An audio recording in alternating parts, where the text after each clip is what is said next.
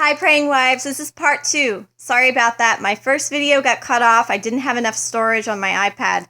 Yikes, I don't know how to fix it right now. So, let's finish this up on day 5, his affection. Part 1 left off on a good note that we need to take it to the Lord. So today we're going to continue that. And in your daily walk around the house, in your heart, just mentally pray to the Lord. He hears you. He knows what you're struggling with in your marriage, whatever it may be.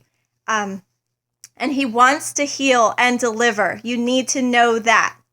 For years, I was stuck in a depressive state, just emotional burdens. I was clinging to pain. I was clinging to the hurt. I was clinging to just things that bothered me, and I just could not let go until I just threw it at the cross and said, Lord, here it is. Heal me so I can love. And he is.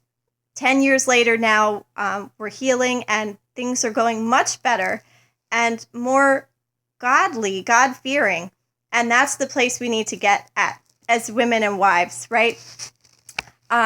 So let me give you a couple verses and we're going to meditate on that, meaning giving it to the Lord, and we're going to get the word in us. We need to believe it and then apply it.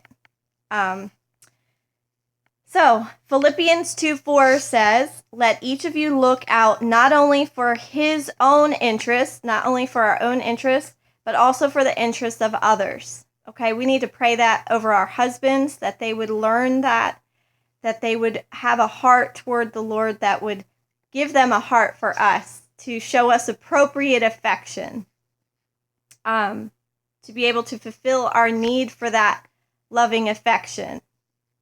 1 Corinthians 10:24 also says, let no one seek his own, but each one the other's well-being. I believe a lot of marriages need that verse. We need to remember that we're married. We're not single anymore. You know, it comes so natural to have this sinful, prideful inclination to just seek our own interests, right? But just please know that praying for our husband is not seeking our own interest. It is to heal and bring healing and proper affection and proper love in the relationship where it's lacking. The Lord knows what's lacking in you, your husband, and your relationship. But marriage is a time to embrace. And he confirms that in Scripture. So it is not selfish to pray about these things. So please know that. Do not ever feel guilty about asking and wanting or desiring proper affection. Your marriage is the perfect time and place for that. So we need to bring our husbands before the Lord, that he would truly miraculously work in his heart. So here's a couple prayer tools, and I'll finish out shortly. We need to ask the Lord to pray for open physical affection between our husband and ourselves. Enable each of us to lay aside our self-consciousness or apathy. Have you let busyness and the kids and all the other things that distract us, that keep us busy and occupied? Marriages can suffer if you're not watering your marriage first. It has to be the Lord first, then the couple, then your kids, then your job and all that, right? We can get really off balance when we don't put that in proper order. So let's ask the Lord to forgive us there and to take time to love our husbands and to do this. Help us to not be cold and uninterested. That's another thing too. If you're holding on to bitterness and you're uninterested, well, you can't expect your husband to give you much there if you're withdrawing from him, right? So that's where our relationship with the Lord is everything. Ladies, it's everything. And ask the Lord to grow love in your heart for your husband again. If there's been pain and hurt, just neglect. We need to keep bringing him before the Lord and praying and releasing our own sin. Again, because that can block off our blessings if we don't free ourselves in the Lord. and ask him to cover us with his grace and help us to love again, right? So ask the Lord to help change your habits of indifference or busyness, just like I was saying. May we not take each other for granted. All these things we can bring before the Lord. Help us to not weaken the marriage through neglect, because that's what it does. Satan can tempt us even through other people, through other things. If we're not watering our own marriage, Satan will do that. He'll pinpoint our weakness and he'll distract us with temptation. So we need to guard ourselves from that, right? So let's ask the Lord today and every day, bring this area of affection that's so needed before the Lord, okay?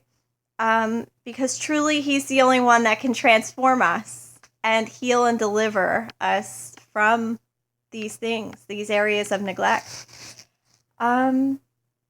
Lastly, I'd like to say, so in Ephesians 5:28-29, it says, so husbands ought to love their own wives as their own bodies. So pray that your husband would understand his need for the Lord first, so he can love himself, and that the Lord loves him, and then he'll be able to give himself more easily to you. He who loves his wife loves himself, for no one ever hated his own flesh, but nourishes and cherishes it. Pray that the Lord would you would ask the Lord that your husband would learn to nourish you and cherish you, just as the Lord does the church. And that's Ephesians 5. So, again, all of this has to do with keeping our selfish inclinations aside, and it's stepping into the ring of surrender and submission and loving our husbands despite their flaws, yes, but bringing those areas that need healing before the Lord. And we're allowed to do that. And he wants that. The Lord wants us to live in joy and peace and to have a loving relationship between husband and wife. So ladies, don't give up. We keep going persistently. The Lord hears you and he'll heal you first. This whole marriage prayer challenge is about that. And that's why I felt the need to repeat this, because we need to understand the power in prayer, and prayer is so vital today. So bring all your needs before the Lord today, ladies, and he will heal you. God bless your hearts. Don't give up, and thanks for following along. Take care.